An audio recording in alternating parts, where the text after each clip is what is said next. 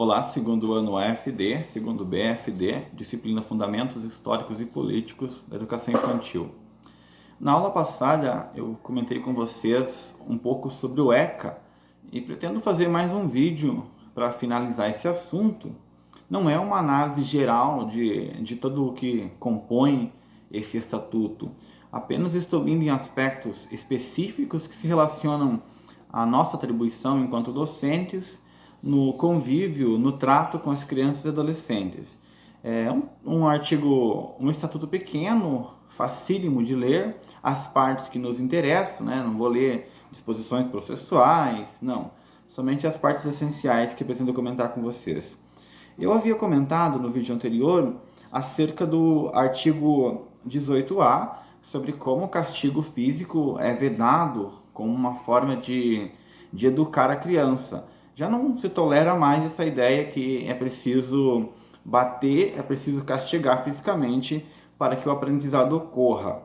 Bom, foi uma mudança que muito polêmica. Nós sabemos que em muitas famílias ainda o castigo físico vigora, seja nas suas mais variadas esferas, às vezes tortura psicológica, entre outros aspectos.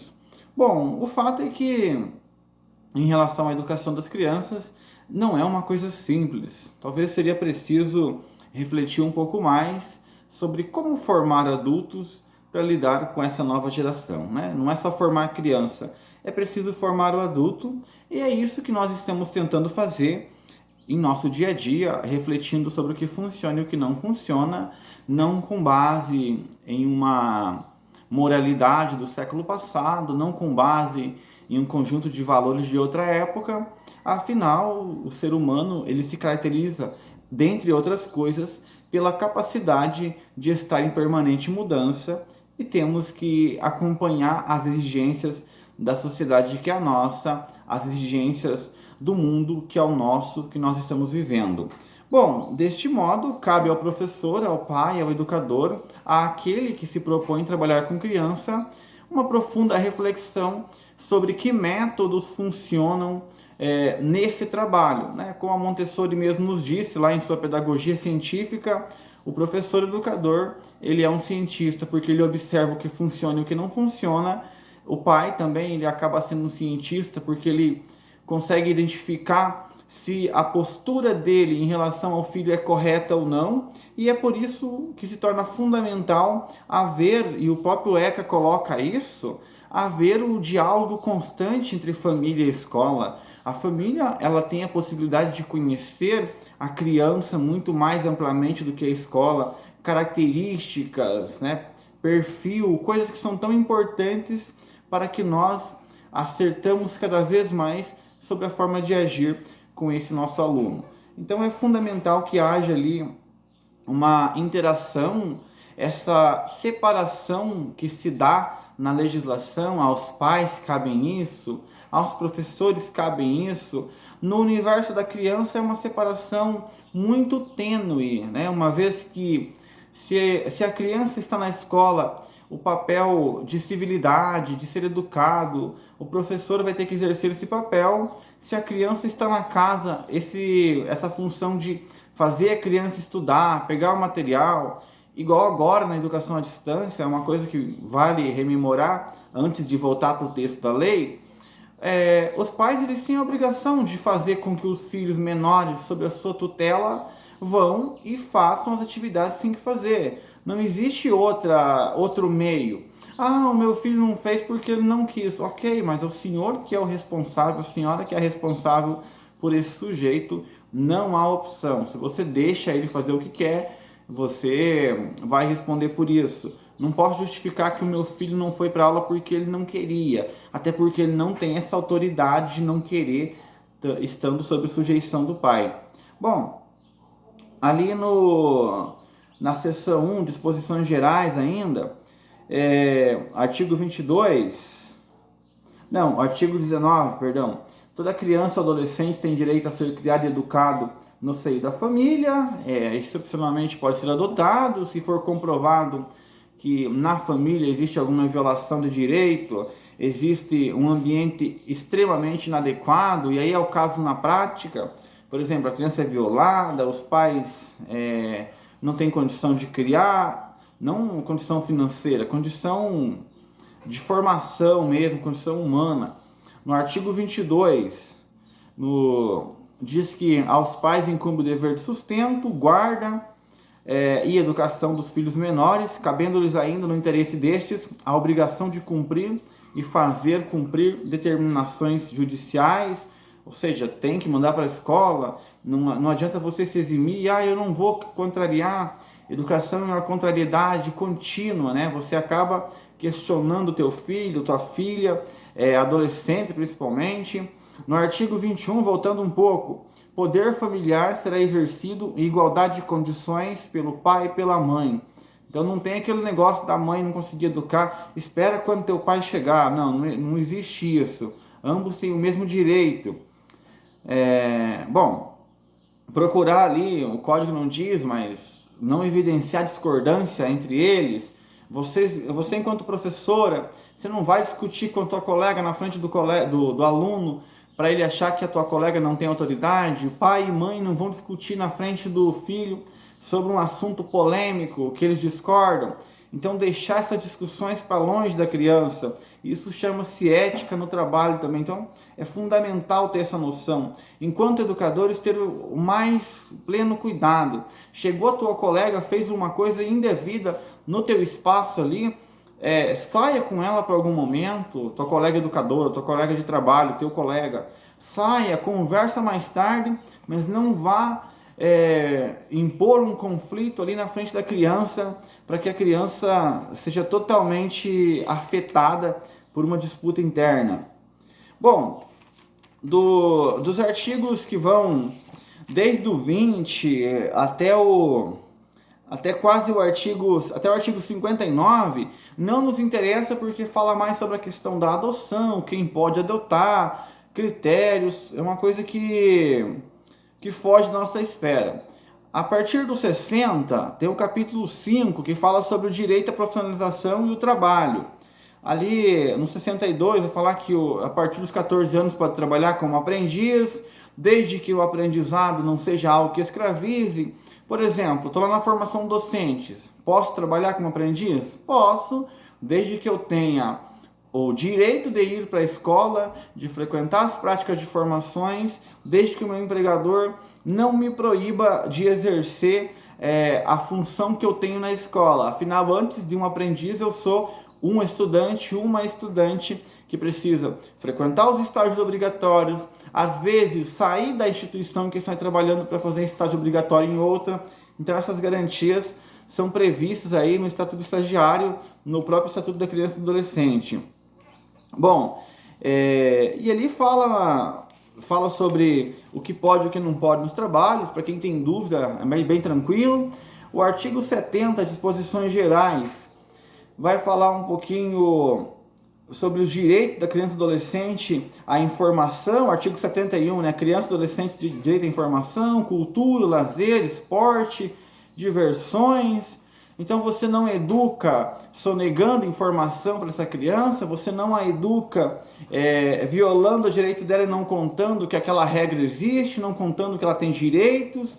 Ela tem que ter a noção tanto dos direitos como dos deveres.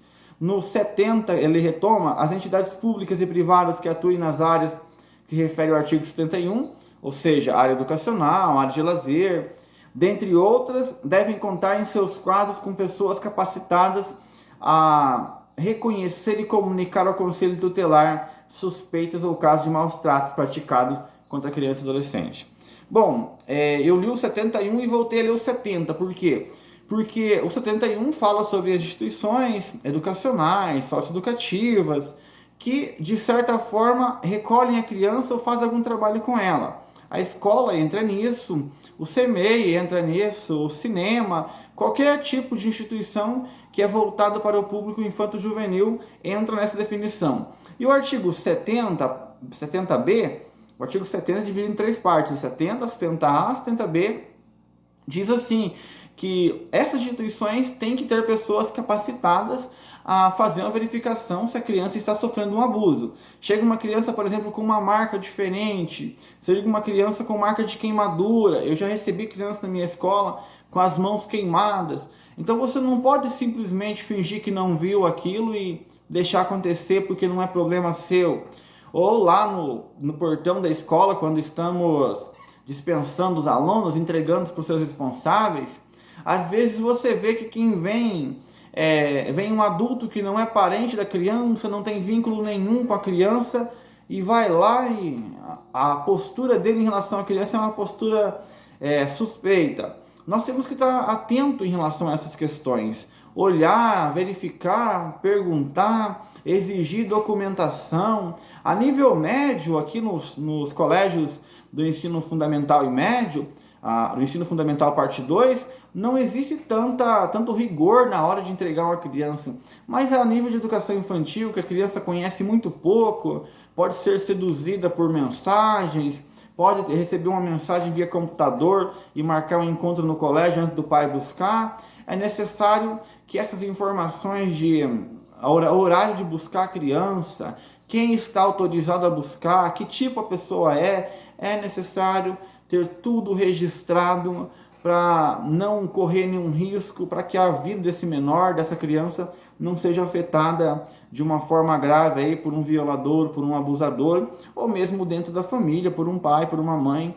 Então é fundamental, de acordo com o artigo 70B do ECA, que existam pessoas capazes de ter esse olhar para além do aspecto pedagógico. Tem você lá que vai se preocupar com o ensino, aprendizado, sociabilidade da criança, mas é preciso ter pessoas que se preocupem também com a sua condição física. Não que você não se preocupe com a condição física e mental dele, mas alguém que olhe especificamente para sinais, para questões que possam transparecer. Bom, no livro 2 ali, a parte especial, a partir do 86, vai falar algumas disposições, sanções, o que cabe. Eu não vou ler com vocês para não ficar tão chato, então eu vou resumir aqui o resto do nosso ECA de maneira bem direta para poder fechar esse vídeo. Bom, primeira coisa, menor de idade, é importante você saber, ele não comete crime, ele é chamado inimputável, ou seja, você não fala que o menor de idade cometeu um crime. Ele assassinou, cometeu um crime de homicídio. Ele não comete crime. Ele comete ato infracional análogo a crime. Parte-se já daí. As medidas socioeducativas variam muito, algumas até não nos interessam aqui. Há casos de internação, casos extremos, para atos infracionais menores, reparação de patrimônio público. Então você vê casos de menores prestando serviço, atuando na cozinha de uma escola, no reflorestamento de um parque. Então são vários atos que podem ser aplicados, várias sanções, medidas socioeducativas, o termo correto, que podem ser aplicadas para esse adolescente que de alguma forma violou a legislação. Mas a rigor ele não responde criminalmente como um adulto. Pelo menos até ele completar 18 anos ele não responde igual adulto. Eu creio que tenha sido isso, se preocupar sempre com a forma que o atendimento é oferecido para essa criança, com evitar qualquer tipo de discriminação em relação a esse adolescente também, entender que mesmo o menor que está lá em situação que acabou de passar por uma medida socioeducativa, às vezes uma internação em alguma instituição, ele tem o direito de voltar a frequentar o ensino básico regular. Então você não pode, por exemplo, ele matou fulano de tal, ele não pode estudar com as crianças. O ECA é muito claro, você tem que receber. Já tivemos vários alunos em situação de internação, com problemas relacionados a tráfico de drogas, a consumo, dos mais variadas esferas que vocês possam imaginar, e ainda assim eles possuem o direito de estudar. Cabe a você tomar o cuidado devido, esse olhar sempre perscrutador, capaz de ver além das aparências, para agir em tempo oportuno. E lembrando, lá na escola você não está sozinho, há uma rede que tem que ser acionada. Se há uma pessoa dessa rede deixa de funcionar, todo o sistema cai por terra, como diriam. O professor é o primeiro que tem contato com o aluno, então é aquele que pode verificar uma situação, que pode passar para a sua equipe, para que a resposta seja dada o mais rápido possível. Eu creio que em relação ao ECA era isso. Na próxima aula eu vou dar um salto histórico lá para trás e voltar para o final da década de 50, 1959, do século XX, para falar sobre a Declaração Universal dos Direitos da Criança.